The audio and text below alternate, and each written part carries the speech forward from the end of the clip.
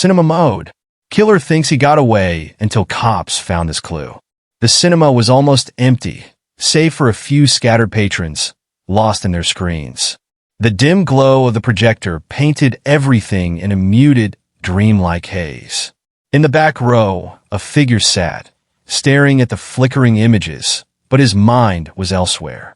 He had just done something terrible, something unthinkable. And now, he was here pretending to be just another face in the crowd.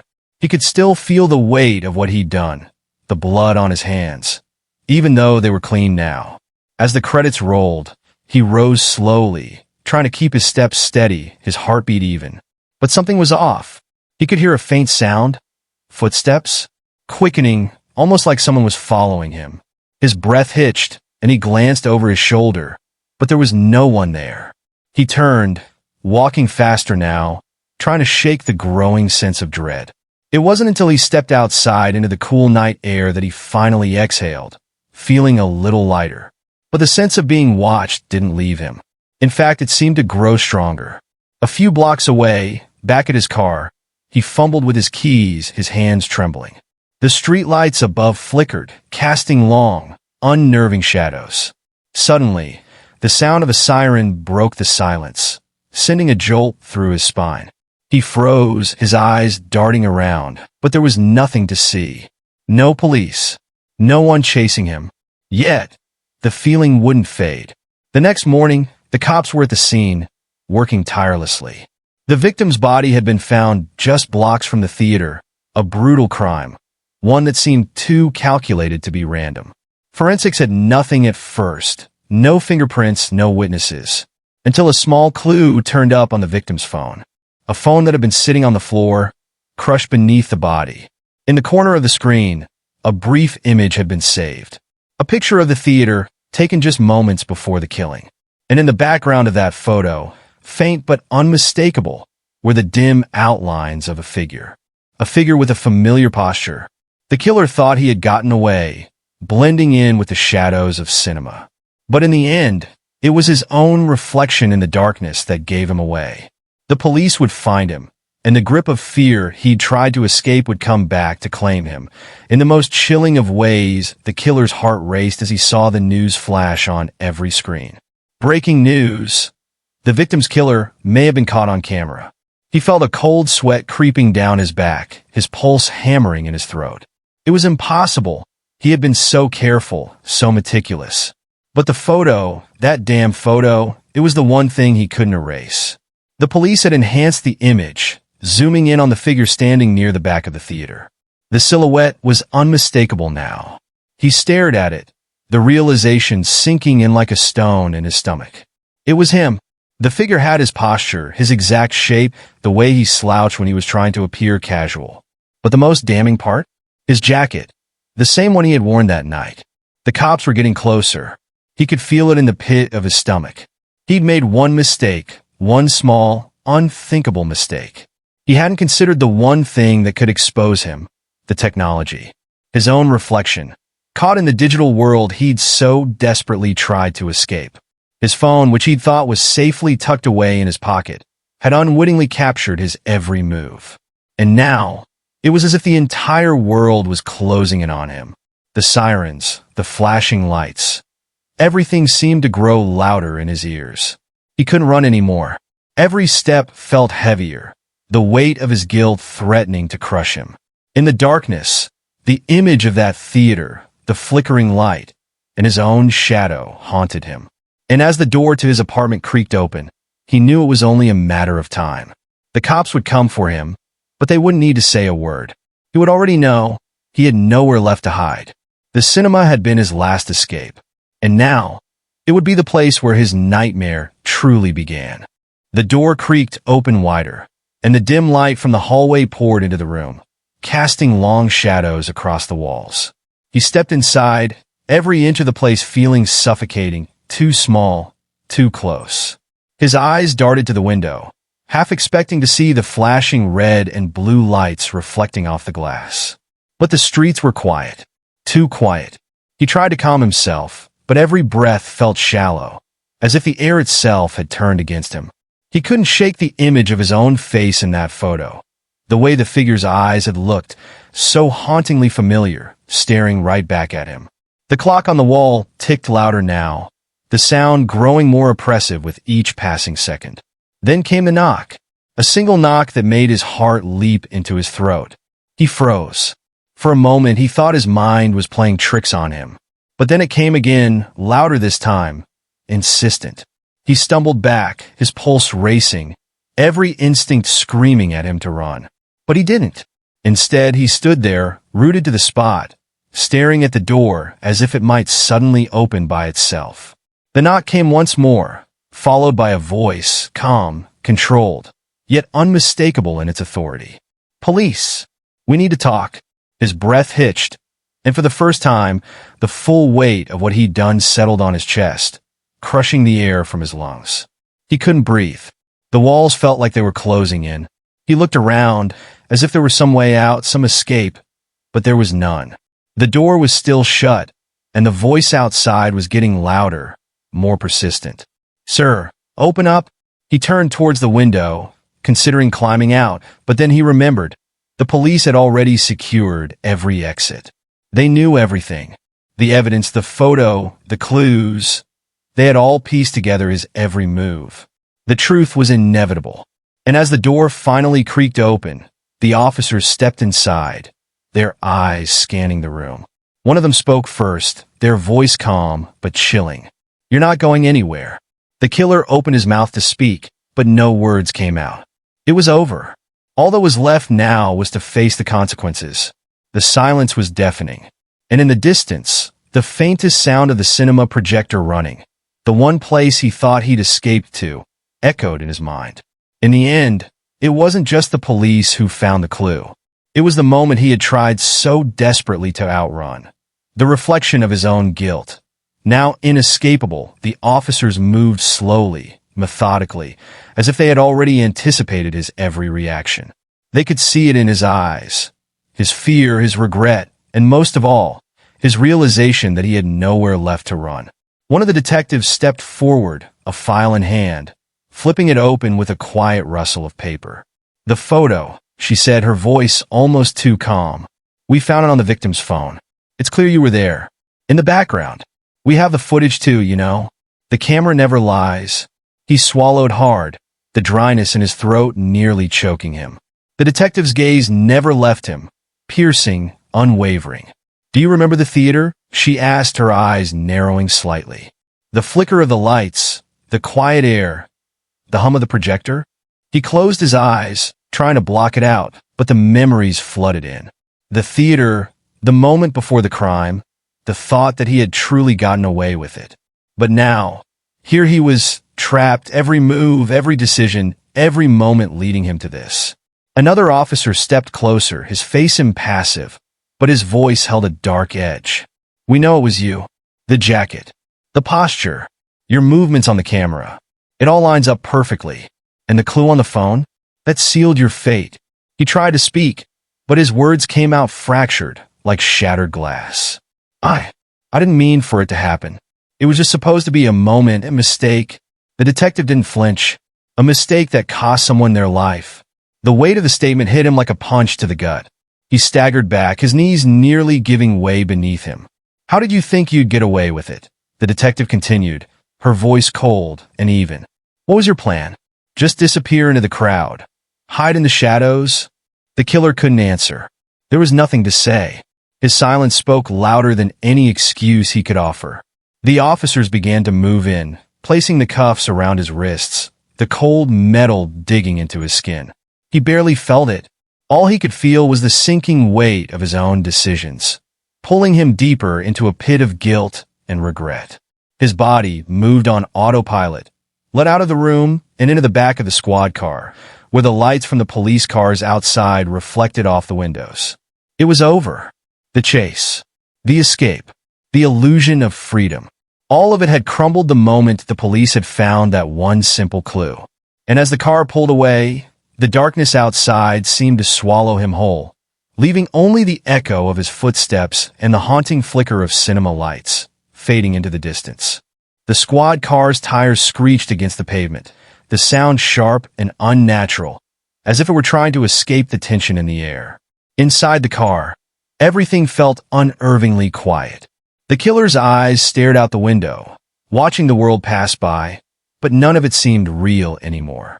The streetlights flickered in and out of focus, casting distorted shadows across the road. His mind kept replaying the moments before his capture, how he had thought he could disappear, how he had believed he could outrun his own guilt. But now, in the back of the car, there was no escape. The city streets seemed to stretch endlessly in front of him, but it felt like a road to nowhere. He was no longer just a man on the run. He was a man caught in the web of his own making. The officers in the front seat remained silent, but the tension in the air was palpable. They didn't need to say anything. The weight of the truth was enough to fill the space between them. As the car approached the station, his heart pounded louder, each beat feeling like a drum, reverberating through his chest. He was close now, closer than he had ever been to the inevitable. The building loomed ahead, cold, imposing, and unyielding. The sirens still rang out in the distance, a constant reminder that the world was still turning, still moving, but for him, it had come to a standstill. The car pulled into the parking lot, the metal gates of the station closing with a heavy clank. The officers got out first, moving with purpose. The killer was last, his movements slow and deliberate, as if every step was an effort he could no longer make. He was led inside, the walls around him closing in with each passing second. Everything he had once known, the freedom, the choices, the false sense of control, had been stripped away. Now, all that remained was the cold reality of his actions.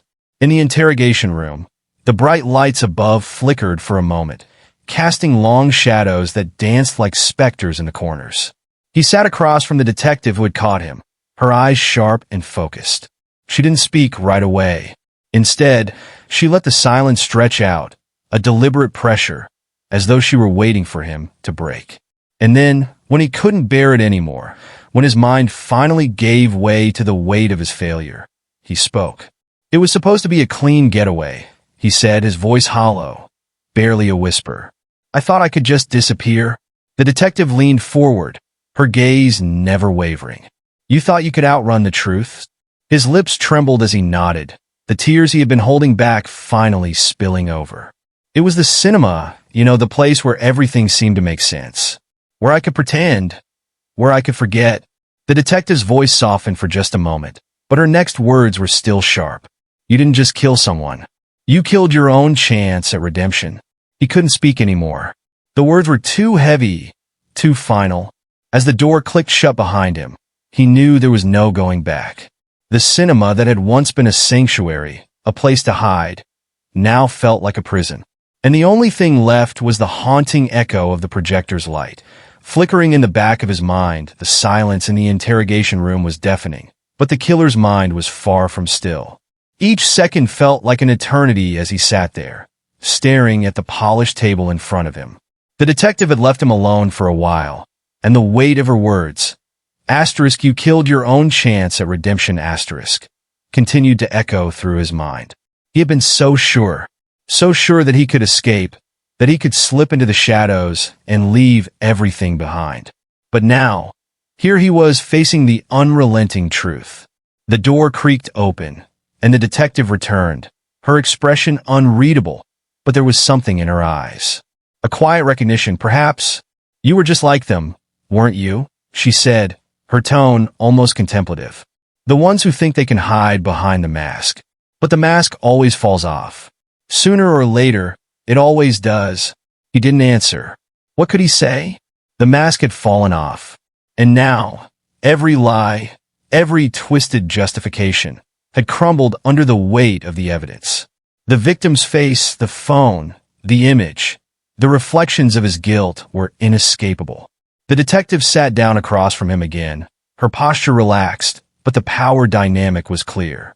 "You know what's coming next," she said, her voice steady. "The trial, the charges, the consequences. You'll face it all. And there's no running now, no hiding.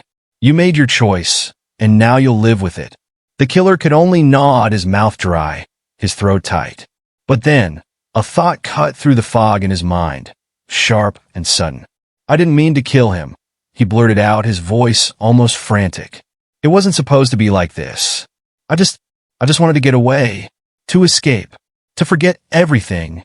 The detective's gaze softened for just a second, but her words were firm. "It doesn't matter what you meant. It's what you did that matters." He slumped in his chair, the weight of her words sinking in, and for the first time, he understood. There was no more pretending, no more running, just a cold, hard truth. The detective stood up and walked toward the door, her footsteps slow and deliberate. "Think about it while you're waiting in your cell. Think about how you thought you could outrun yourself. And when you're ready to face what you've done, we'll talk again." With that, she left the room, closing the door behind her with a final, resounding click. The killer was left alone again. The stark fluorescent lights hummed above him, the room feeling smaller, suffocating, as the seconds stretched on like hours.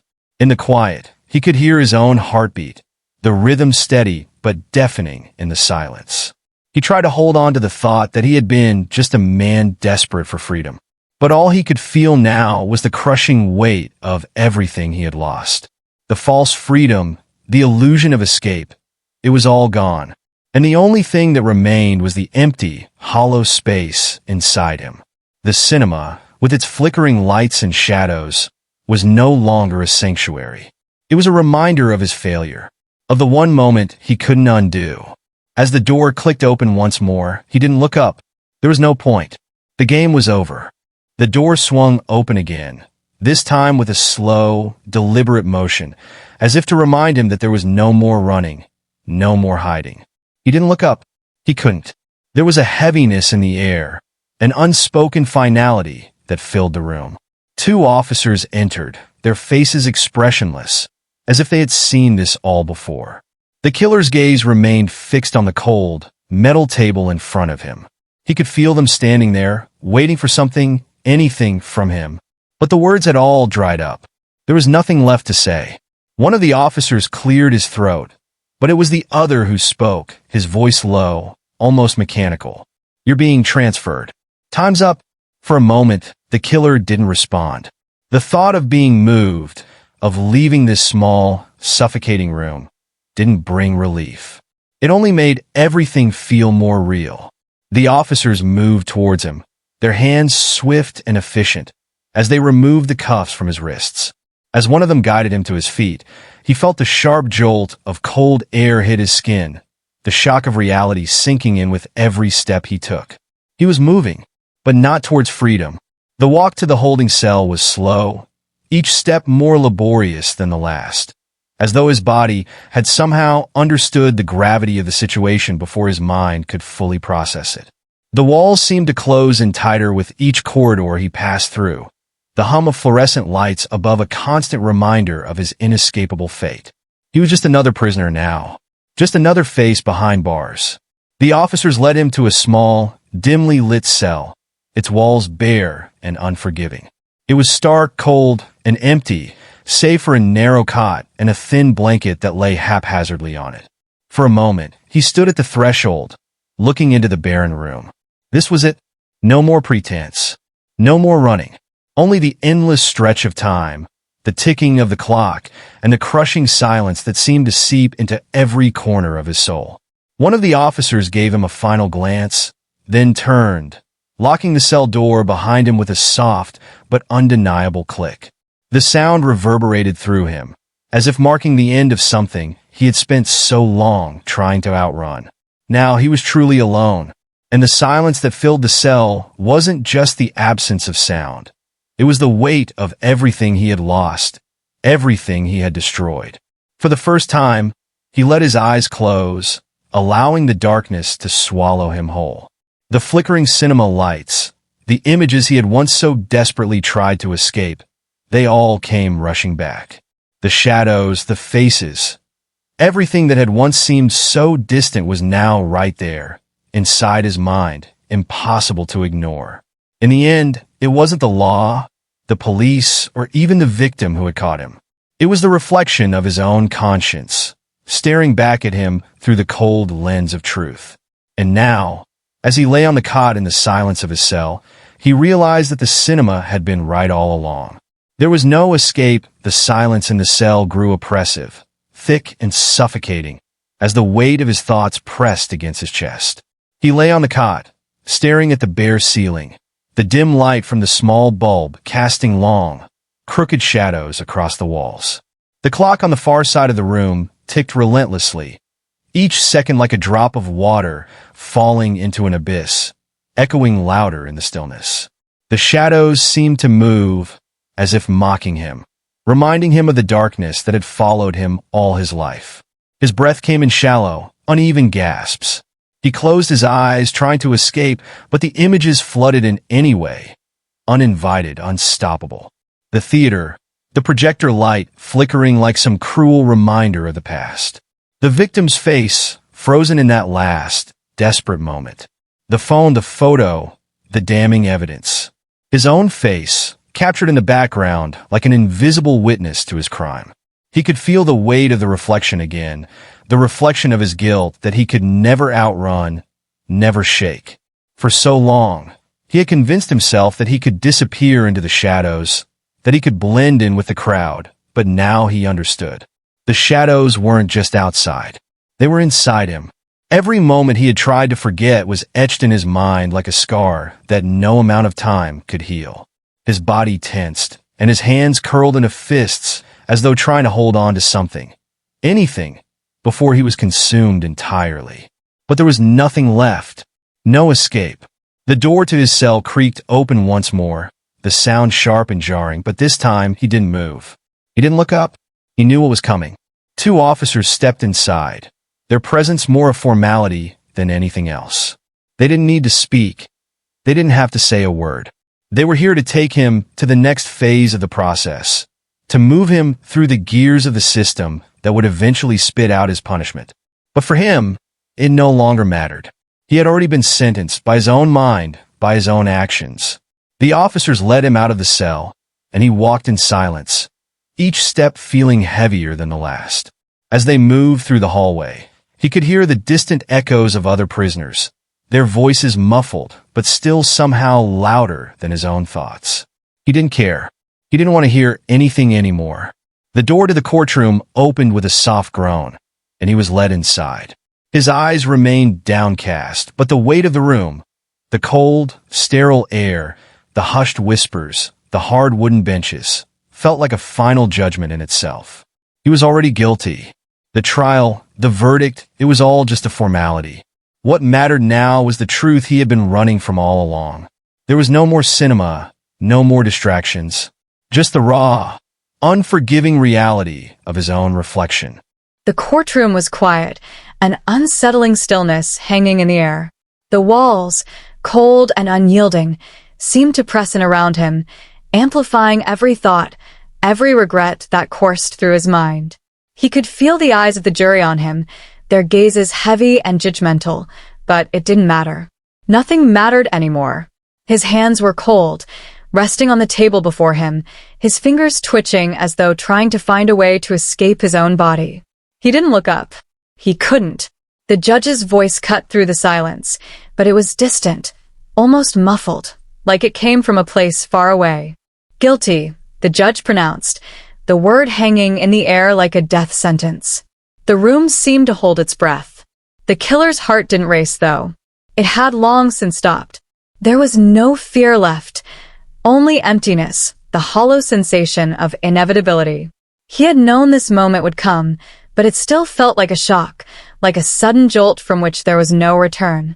The prosecutor spoke next, their words sharp and relentless. "You thought you could escape the consequences of your actions," the prosecutor said, their eyes never leaving the defendant. "But no one truly escapes. Not from the truth. Not from the lives they ruin." The killer didn't respond. What was there to say? The defense attorney tried to speak, but their voice sounded strained, as though even they knew it was all for show.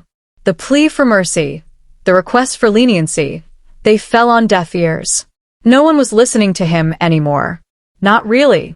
All the attempts to justify, to explain, to apologize, those words had no weight in this room. There was only the truth. He had killed, and now he would pay. The judge glanced at the jury, their faces unreadable, but the weight of the decision hung in the air. The killer didn't need to see their verdict. He already knew.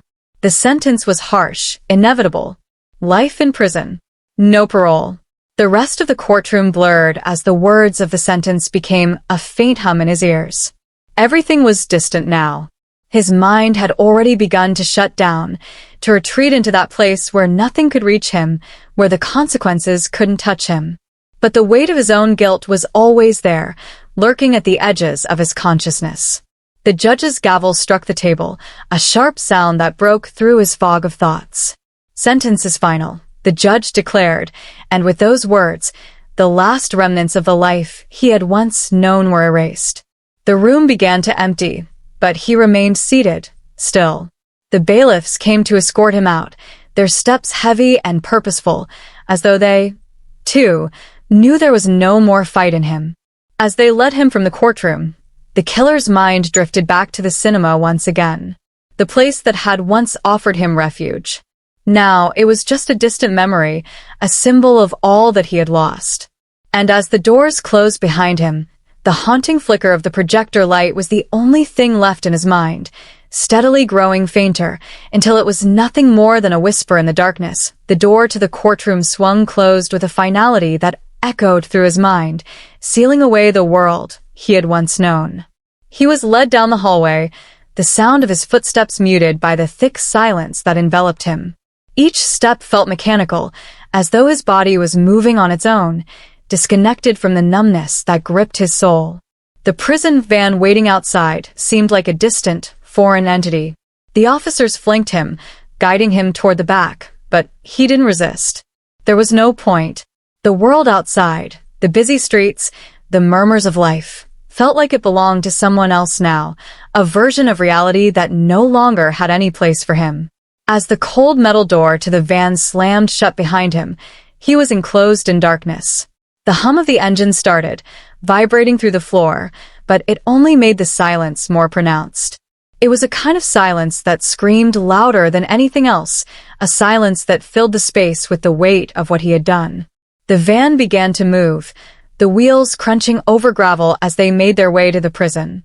His mind drifted, not to the trial or the punishment that awaited him, but to the faces, the victim's face, the photo, the shadow in the cinema.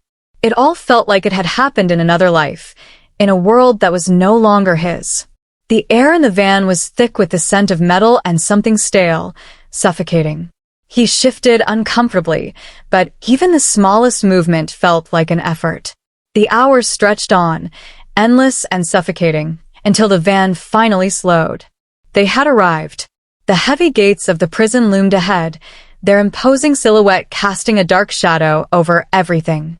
The van pulled inside, the sound of the gates clanging shut behind them punctuating the moment with a finality that made his chest tighten. The doors of the van opened, and the officers moved swiftly, ushering him out of the vehicle and into the harsh, fluorescent-lit interior of the prison. He didn't speak. There was nothing left to say. The doors closed behind him with a loud thud, sealing him inside. He could hear the distant sounds of other prisoners, their shouts and murmurs mixing with the clang of metal gates, but none of it felt real. It was just noise, background to the overwhelming silence that filled his mind. The guards led him down a series of cold, sterile hallways, their boots echoing off the concrete floor. The walls seemed to close in with every step, the feeling of being trapped growing stronger. This was it, the place where his life would now unfold. But no matter how hard he tried, he couldn't escape the memories, the guilt that clung to him like a second skin. And then, for the first time in what felt like forever, he realized the truth. This wasn't punishment. It was his consequence. The prison wasn't just a place of walls and bars. It was the reflection of his own mind, the place where his guilt would live with him forever. As the guards ushered him into his cell, the metal door creaked open. The room inside was as cold and empty as the one he had left behind in the interrogation room. But now there was no one to talk to. No more questions, no more judgment. Just the stark, unrelenting silence of his own thoughts. The door slammed shut with a finality that made his whole body tense. But as the lock clicked, the reality of his situation settled over him like a thick blanket, suffocating in its weight. There was no escape from this. Not anymore. The shadows of his past stretched out, the flickering cinema lights still dancing in the corners of his mind, the cold reflection of his actions never far from his thoughts. And as he sat on the hard cot, staring into the darkness of the cell, he realized that the only thing left to do now is wait. Wait for the rest of his life to unfold in the shadow of the choices he had made. There was no redemption, no forgiveness, just the truth and the silence. The silence in the cell was almost unbearable, but it wasn't just the absence of sound that troubled him. It was the oppressive weight of his own thoughts, pressing against him, suffocating him, with no room to escape. He stared at the small window, barely wide enough to let in a sliver of light.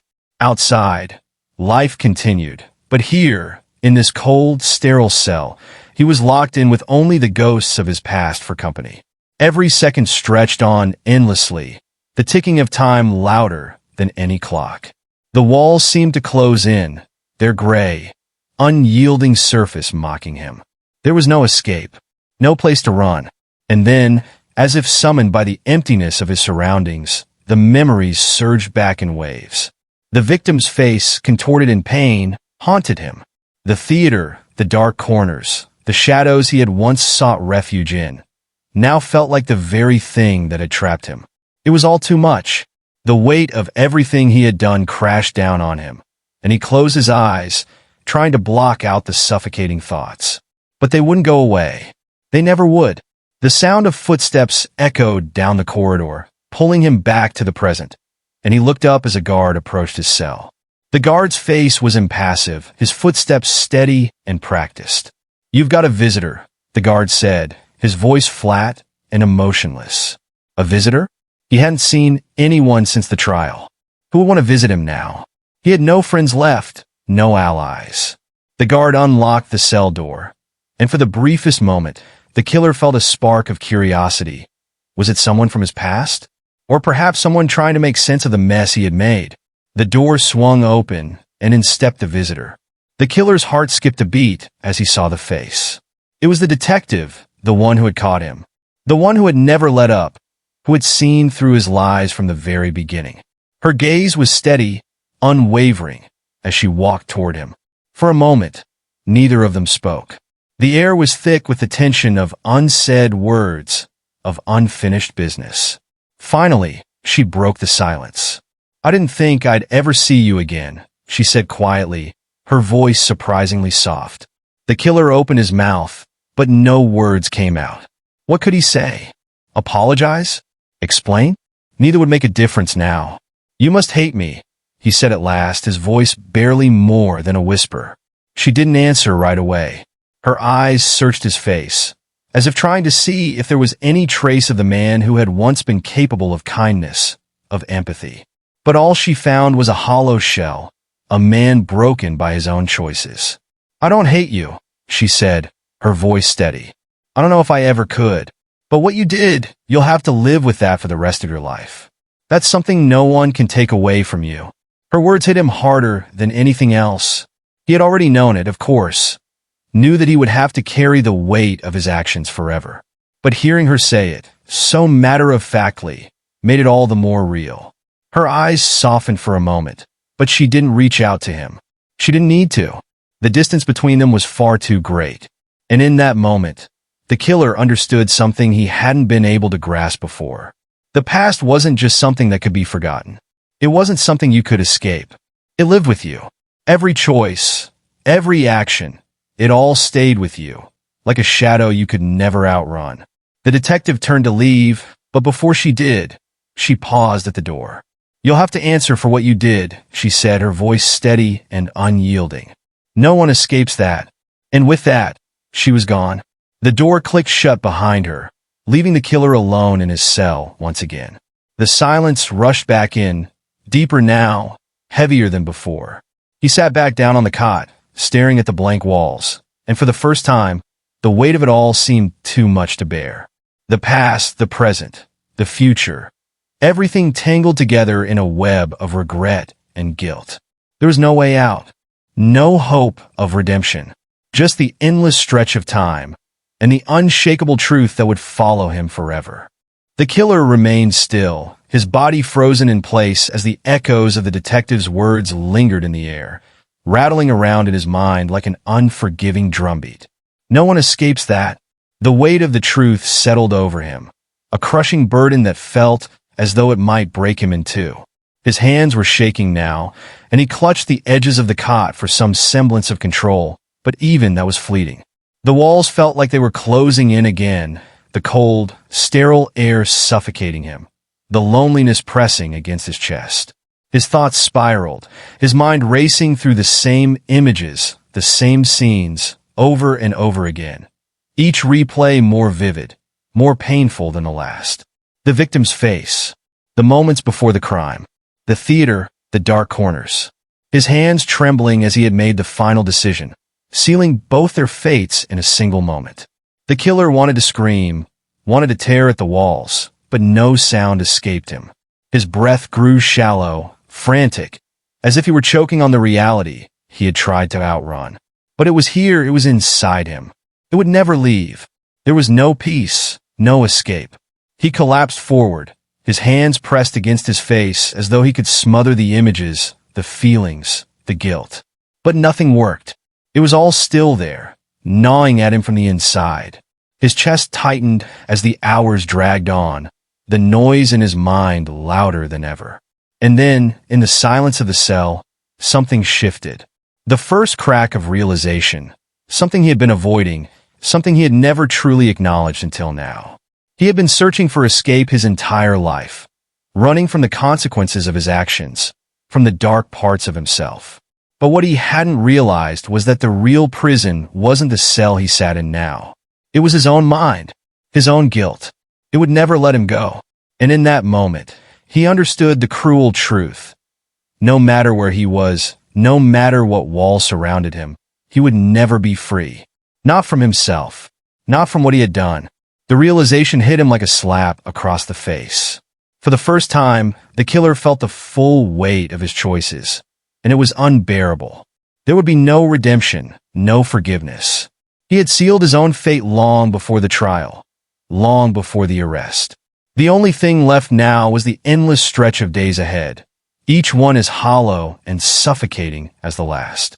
The door to his cell creaked open again, and the harsh light from the hallway flooded in. Another guard, another day in the endless cycle of prison life. But the killer barely acknowledged the intrusion. He had long since stopped caring about the outside world, about the mundane routines of prison life. The only thing that remained was the relentless, gnawing realization that he was trapped, not in a cell, but in the nightmare of his own making. And as the door closed behind him once more, the silence returned, and the weight of his mind settled around him like a dark cloud. There was no escape, no end, just the endless stretch of time and the unshakable truth. The silence felt even heavier now, as if the weight of everything he had ever done had finally collapsed upon him all at once. Every breath was a struggle, every second a painful reminder that there was no way to undo the past. He lay back on the cot, staring up at the dim light overhead, but it felt distant, like he was no longer a part of the world it illuminated. The cold metal bars of the cell, the sterile walls, everything around him was just a blur now, a mere background to the chaos of his thoughts. Time, it seemed, had become irrelevant. The hours stretched into days, and each day felt the same, one indistinguishable from the other. The guards came and went, meals were delivered, but the killer hardly noticed. His mind, his soul, were already in the prison he had built within himself. There was no escape. And then something shifted again. It was subtle at first, almost imperceptible, just a fleeting thought, a whisper of realization that lingered for a moment before being drowned out by the overwhelming weight of guilt. But it came back, growing louder, more insistent with each passing day. Regret. It was the first thing he had felt in what seemed like forever. Regret. Not for being caught, not for losing his freedom, but for the person he had become, for the choices that had led him down this path. He could have turned back. He could have made different decisions. But he didn't. And now he was paying the price. The thought of redemption, of forgiveness, seemed laughable to him now. There was no way to earn back the years lost, the lives destroyed, the innocence taken. But somewhere deep inside, he wondered, was this really the end? Was there no possibility for change? Was he forever condemned to live with the aftermath of his actions, locked away in his own mind, with no hope of salvation? The longer he stayed in this dark place, the more it seemed like the answer was yes. The truth was too much to bear, and it would continue to haunt him, follow him for the rest of his days. But just as quickly as the thought emerged, it began to dissipate, swallowed whole by the abyss of his despair. He stood up slowly, his legs shaky as he walked over to the small window, his hand resting on the cold metal bars. Looking out, he could barely make out the faint glow of the city in the distance. But it felt like another world, one he was no longer a part of. The world outside had gone on without him, had moved on without even a second glance. And as he stood there, staring into the dark void, he realized the cruelest thing of all. The world didn't need him. He was just a shadow now, fading, forgotten, irrelevant. A man who had once believed in escape, but who now understood the only place he could never leave was the prison of his own mind. The door to his cell opened once more, this time with the sound of heavy footsteps entering. A new day, a new set of routines. But for him, it was just another moment in the never-ending cycle of punishment. Nothing had changed. Nothing ever would. And as the door slammed shut behind him again, the killer knew, deep in his bones, that his sentence had only just begun. Not the prison term, but the eternal prison of his own guilt. The van jolted over the uneven road, the sound of the tires on the gravel filling the air. The killer sat in silence, his hands shackled, his mind a whirlwind of confusion and dread. He had no idea where they were taking him. All he knew was that the prison he had known for so long was behind him, and whatever awaited him ahead felt like an uncharted abyss. The cold interior of the van mirrored the chill that had settled deep inside him. He couldn't shake the feeling that something was different, something had shifted. This was no ordinary transfer. As the minutes dragged on, the van slowed, then stopped. The sound of the engine cutting off felt like a sudden death of motion, leaving only the haunting stillness behind. The guards opened the door, and a harsh light flooded in, blinding him momentarily. When his eyes adjusted, he saw nothing familiar. A new building loomed in front of him, tall, imposing, and devoid of any warmth. This place wasn't just another prison. It was a fortress. He was led inside, his footsteps echoing through cold, empty hallways. There were no sounds of other prisoners, no murmur of life, just the eerie quiet, broken only by the sound of his chains scraping against the floor. The guard stopped in front of a steel door, and with a single turn of the key, they opened it. The killer was pushed inside. The door slammed shut behind him.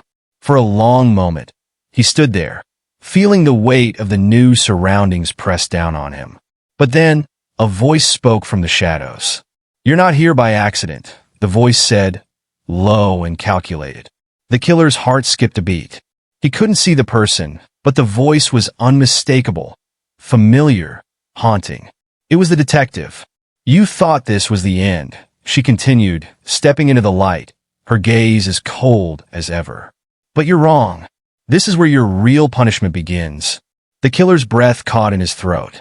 He had been waiting for this moment, dreading it, expecting it. But the words hit him harder than he had ever imagined. The detective wasn't here to offer him any kind of mercy.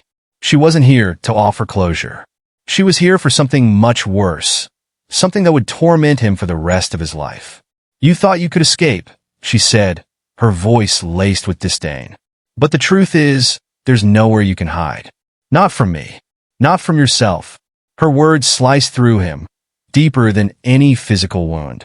And as the door closed once more, sealing him in a world of darkness and guilt, the killer realized that the real punishment wasn't the cell. It wasn't the isolation. It was the knowledge that he would never escape the weight of his actions. Not even in death. And as the echo of her footsteps faded, he understood. He had been trapped all along. The days blurred together, a monotonous rhythm of waking, eating, and staring into the void of his own mind. Each day, the weight of his actions pressed harder, suffocating him beneath its relentless pressure. The guards came and went, the meals were the same, the cell was as cold as ever, but none of it mattered. It was all just noise against the deafening silence in his head. Every corner of his existence had become a reminder of the irreversible choices he had made. He had long since stopped trying to escape the thoughts. They were now a part of him, woven into the very fabric of his being. And yet, despite all of this, a part of him still clung to a faint hope. A tiny flicker of something buried deep within, a belief that maybe, just maybe, there was something beyond this endless torment. But the longer he stayed in this cell, the more that flicker dimmed. It was as though the walls themselves were draining that last ounce of hope from him, leaving only the hollow echo of his own despair. But then, one morning, something changed. The usual hum of the prison was interrupted by the sound of hurried footsteps outside his door. It was different, urgent, purposeful. He didn't pay much attention at first. After all, what could possibly matter now? But then, the door to his cell opened. The guard standing there was not one he recognized. And behind him stood a man in a suit. The man looked familiar. A lawyer? But the killer couldn't place the face. "You're being transferred," the man in the suit said, his voice cold and businesslike. Transferred? The words hung in the air, jarring against the numbness he had felt for so long. "Where?" The killer's voice cracked as he spoke, though he barely cared. The man in the suit didn't answer immediately. Instead, he stepped aside, revealing two officers behind him, ready to escort him. "To a new facility," the man said finally. "A new facility?" The killer stared at him, confusion washing over him like a cold wave. Why? He hadn't even been given a trial for his guilt, let alone an opportunity for any form of freedom. What could possibly be waiting for him? The man in the suit motioned for him to step forward. "Let's go," he said, his tone not one of kindness, but of finality. The killer stood frozen, unsure whether he was still lost in some nightmare or if this was really happening. But the guards grabbed his arms, pulling him forward, forcing him out of his cell. As they walked down the familiar hallways of the prison, the killer's mind raced. Where were they taking him? Why now? What was the real reason for this sudden transfer? He glanced over his shoulder one last time at the cell he had come to know all too well. It had become a cage for his soul, a place where he had confronted his own darkness, his own guilt. And yet, as he was led through the heavy, rusted gates of the prison, there was a sense of unease creeping over him, a feeling that something wasn't right. The air outside was colder than he remembered, and the sky overhead, usually full of the noise of life, seemed distant and unreachable, as though the world was keeping its distance from him. As they loaded him into the back of a new van, dark and unmarked, the killer felt a strange sensation. Not fear, but something else. An anticipation, almost like a premonition. But he had no idea what it meant. The door slammed shut, and the van started moving, its tires rolling over the gravel. The road ahead seemed endless, and the killer couldn't help but wonder if he would ever feel the weight of his guilt lifted from him. Or if this transfer was just another cruel part of his punishment, one that would bring him face to face with an even darker truth. As the van rumbled forward, the killer closed his eyes, bracing for whatever was to come next. The silence inside the vehicle was deafening, and somewhere, deep down, he knew this was far from over.